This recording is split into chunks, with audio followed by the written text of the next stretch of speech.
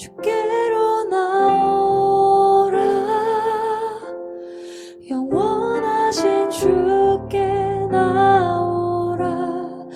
내 죄까지 끌어안으시는 변함없으신 나의 주. 수치와 죄로 덮인 나의 삶, 노력을 해봐도 벗어지지 않네. 하나님께서 오늘도 은혜로 새날을 허락해 주셨습니다. 우리 그네 감사드리며 사도신경으로 우리의 신앙을 고백하심으로 11월 9일 아침 첫 시간을 하나님께 올려드리겠습니다. 나는 전능하신 아버지 하나님, 천지의 창조주를 믿습니다. 나는 그의 유일하신 아들 우리 주 예수 그리스도를 믿습니다.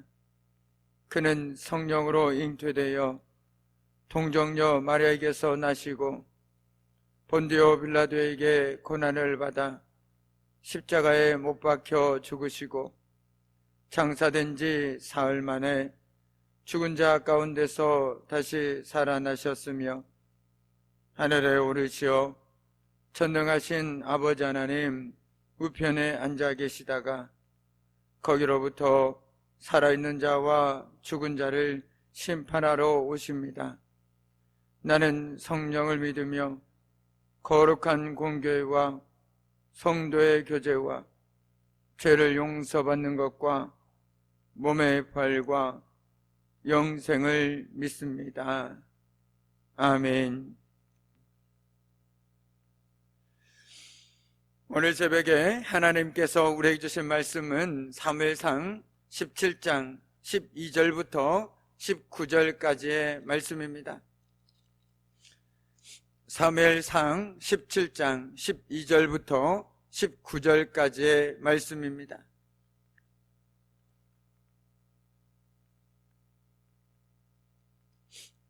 우리 이 말씀을 한 절씩 교독하도록 하겠습니다. 다윗은 유다 베들레헴 에브랏 사람 이세라 하는 사람의 아들이었는데, 이세는 사울 당시 사람 중에 나이가 많아 늙은 사람으로서 8 아들이 있는 중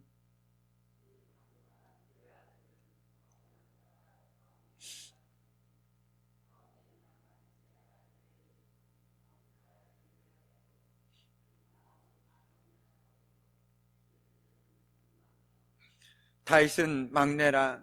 장성한 3 사람은 사울을 따라갔고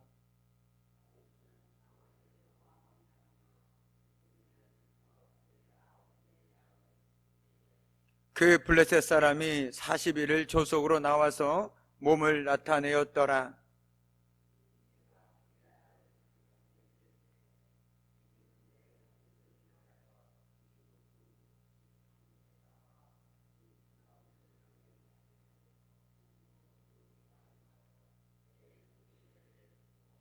이 치즈 10덩이를 가져다가 그들의 천부장에게 주고 내 형들의 안부를 살피고 증표를 가져오라.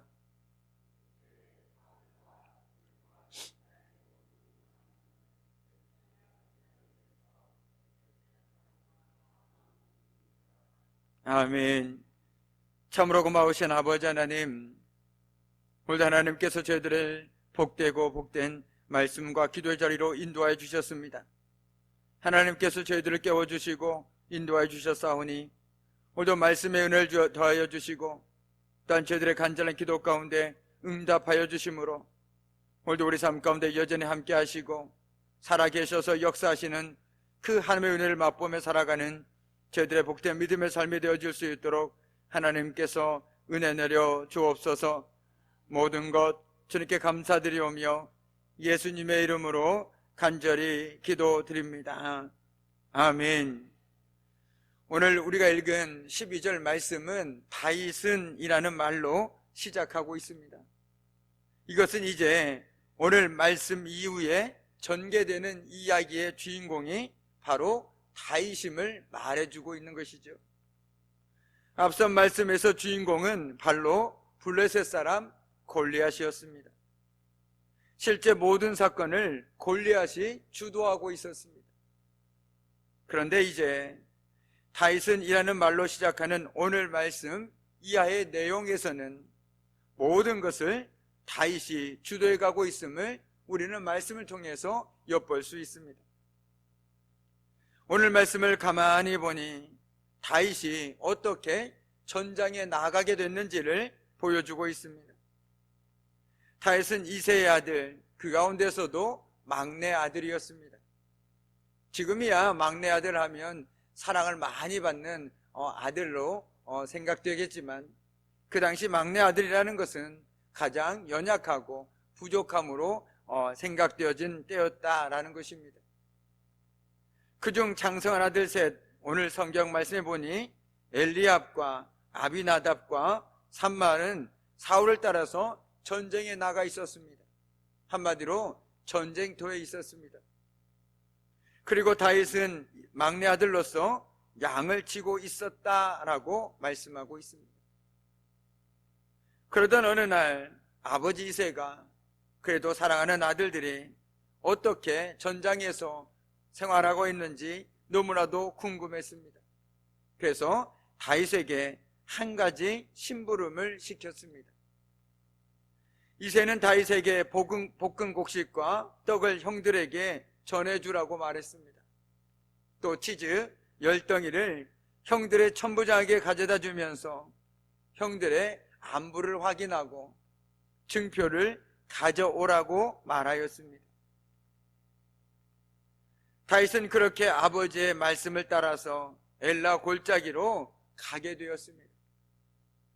그리고 그곳에서 40일 동안이나 아침 저녁으로 나와서 이스라엘 백성들을 협박하던 골리앗을 만나게 되었습니다. 그런데 여기서 한번 우리는 상상해 보게 됩니다. 아침 저녁으로 누군가가 우리에게 지독히도 모욕하는 말들을 40일 동안 반복한다라면 여러분의 삶은 어떨 것 같습니까? 여러분의 마음은 어떠실 것 같습니까? 한 번만 들어도, 아니 두 번만 들어도 마음이 아프고 밤잠을 이루지 못할 텐데 이 골리앗은 40일 동안 아침과 저녁으로 이스라엘 백성들을 향해서 그들을 모욕하는 말을 해왔다라는 것입니다.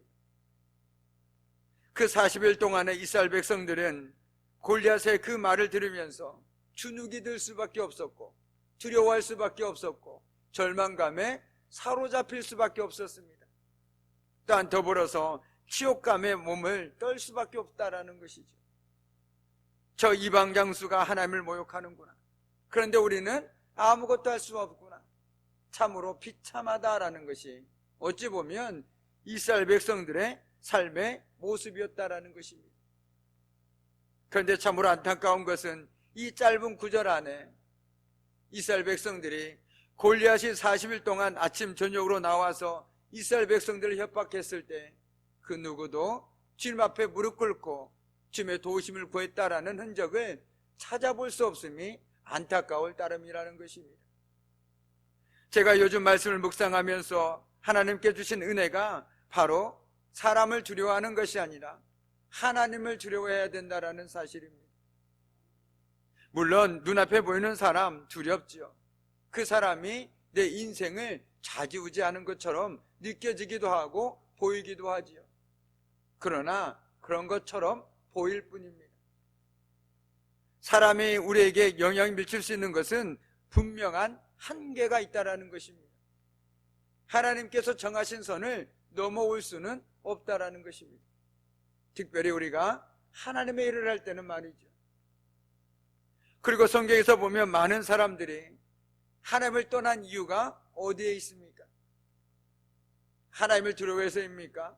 아니죠. 그 반대이죠. 사람을 두려워해서이기 때문에 그렇습니다.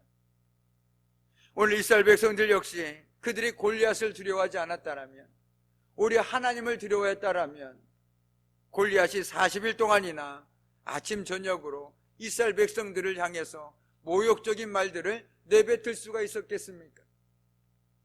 저는 결코 그럴 수 없었을 것이라고 생각합니다. 그러나 안타깝게도 이스라엘 백성들은 40일 동안 그 누구도, 심지어 사울마저도 하나님께 기도했더라, 부르짖었더라 라는 말을 오늘 성경에서 아무리 찾고 찾아봐도 찾아볼 수가 없다는 마음이 아픈 말씀인 것 같습니다. 그럼에도 오늘 말씀을 통해서 하나님께서는 우리가 생각하는, 우리의 생각을 뛰어넘는 하나님만의 방식으로 일하고 계심을 다시금 깨닫게 되어집니다. 하나님의 생각은 확실히 우리의 생각과는 다른가 봅니다. 골리앗이 40일 동안이나 소리를 치며 협박을 하는데 이스라엘 백성들은 그 상황을 돌파할 방법이 전혀 없었습니다. 여기서 끝이다. 이제 우리가 전쟁에서 졌구나.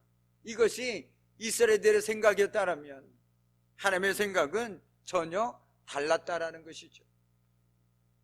그 긴 시간 동안 매일 반복되는 모욕을 당하면서도 그들은 점점 더 주눅이 들고 두려움 속에 갇히게 되었습니다.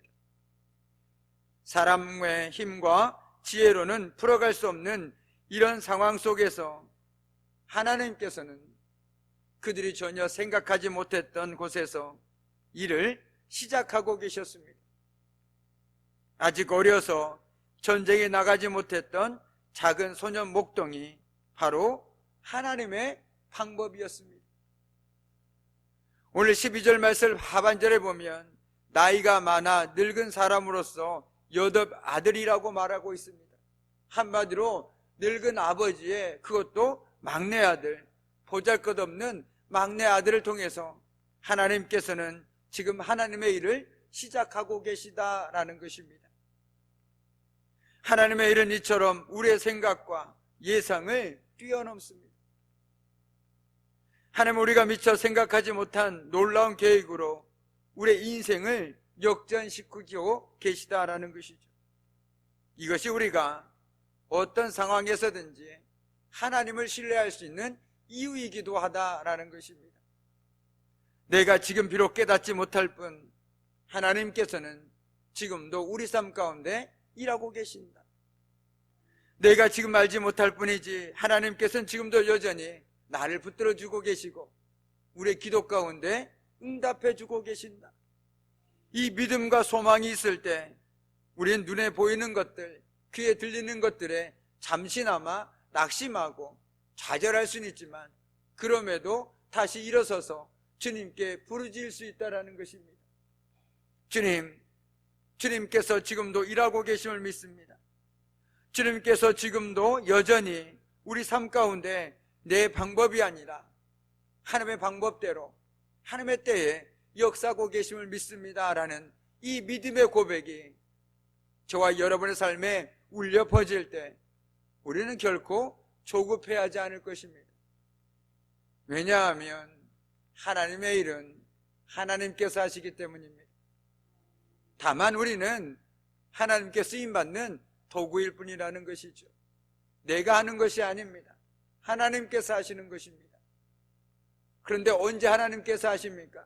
내가 아무것도 할 수 없다고 두 손 들을 때, 내려놓을 때 하나님께서는 그때서야 하나님의 일을 시작하신다라는 것입니다. 그렇습니다. 오늘 말씀을 통해서 우리에게 요구되어지는 신앙은 너무나도 분명한 것 같습니다. 먼저는 내 생각과 방법을 내려놓고 하나님을 앞세우는 것입니다. 내가 앞서다 보면 하나님이 일을 하실 수가 없습니다. 그러면서 우리는 하나님을 더 의지함으로써 우리 삶에서, 저와 여러분의 삶의 현장에서 하나님께서 일하실 수 있는 여지를 남겨두어야 한다라는 것입니다.